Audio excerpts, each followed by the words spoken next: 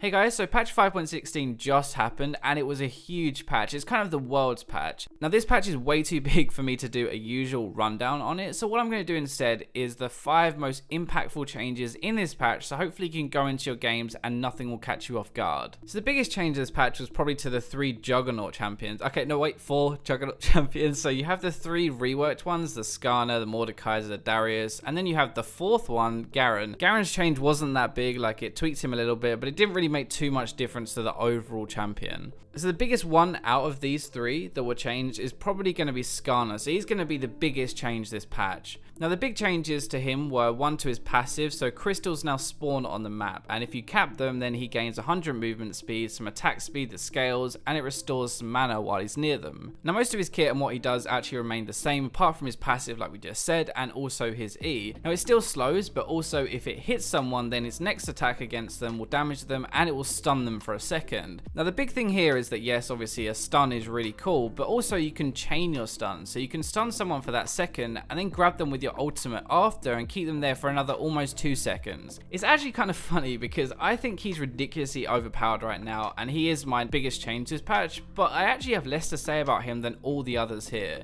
Now he just does too much damage while being tanky and impossible to kill. Like he's so fast, he can catch you, he can then stun you, and he can kill you really quickly as well. The last thing to really point out is that he scales really well with the new items like Titanic Hydra, Dead Man's Plate, the Steris Gauge, and Triforce when you mix it with that as well. Like you just pick a few of them, you put some tank items in there as well, and you will be unstoppable. Okay, so the second biggest change this patch is going to be to Mordekaiser. I don't think anyone is surprised about that because having Mord now being played and actually played in the bot lane is a pretty big difference. So the biggest changes to his kit, like firstly his Q, it works differently now. It's 3 empowered auto attacks, each doing more than the one before. So for example, like you'll do 100 damage with your first one, 300 with your second, and 900 with your last one, though thankfully there is a cap on the damage. His W has also been changed quite a lot, so it now links to an ally, and when you're close you do damage to enemies around you and then you heal for some of that damage done. The other thing with your W is actually the passive attached to it, so it means that you don't share experience with people around you if you get the last hit on the minion. So if you weren't sure, when you actually kill a minion and there are allies around, you all get split experience, so it's actually a reduced amount but it's split between all of you. Now the difference here is that Mord, even with allies around, is going to get full experience, so he'll be leveling the same as a solo laner even in a duo lane.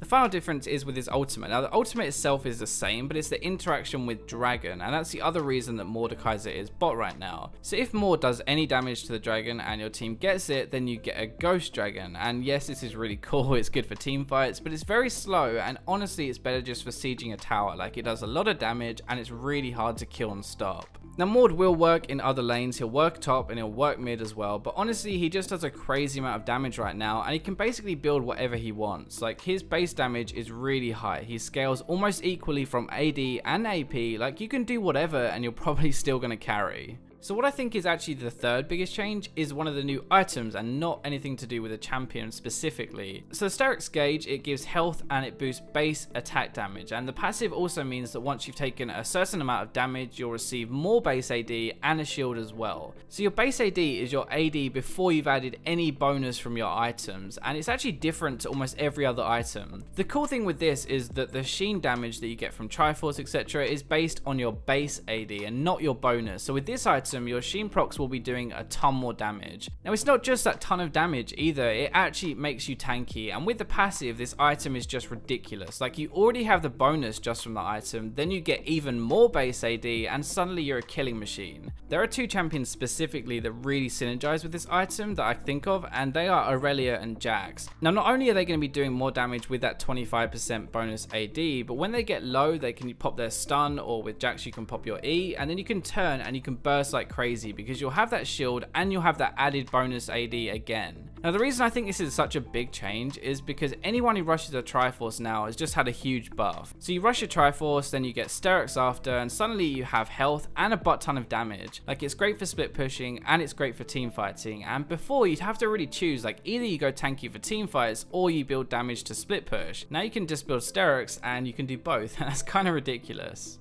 Right, so moving back to the Juggernauts, and we're going to be looking at Darius this time. So the big changes with Darius are his passive. When you get 5 stacks or you kill a champion with your ultimate, you then enter Blood Rage. And in this Blood Rage, you gain bonus AD, and when you attack someone, you instantly apply maximum bleed stacks to the target. Now this is really crazy for team fights. Like, you can be doing so much bleed damage to people all around you and go on a dunking spree as well. If you weren't sure, your ult does more damage based on how many bleed stacks you have, right? So you kill one person, then you hit another, and you'll instantly be able to do maximum ult damage. Now, as if that wasn't already enough, you can actually apply your maximum bleed stacks in Blood Rage with your Q. So you just spin in a team fight and bam, everyone is bleeding. There are a couple of smaller changes as well for his Q and his ultimate. So his Q now heals for every champion you hit, and the recast of your ultimate is actually free. The reason this is number 4 is because this isn't suddenly going to make Darius OP like Skarner or Mordekaiser, but it does make him a little bit better. His lane phase is still very strong, probably even stronger now, honestly. His team fight is now definitely stronger damage wise, but the problem has always been that he struggles to get onto people and get in range to do damage. He is better now for sure, but you can still kite him like before.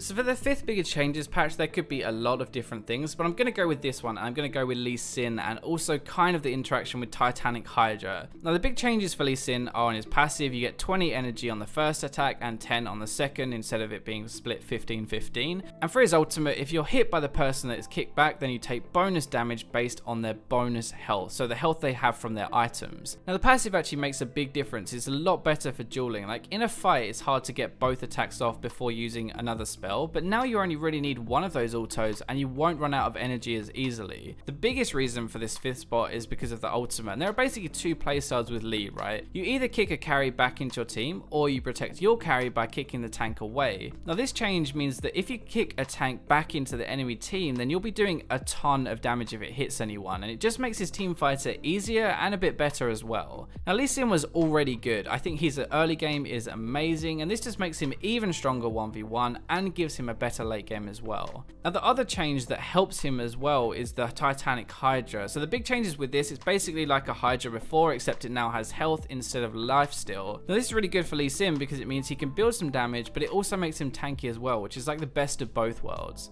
So I know this isn't my usual breakdown for the patch, but it was just too big to honestly go through. So I hope you guys enjoyed this kind of video. Let me know what you think in the comments. Let me know what you think about the other changes, and as always, I'll catch you in my next video.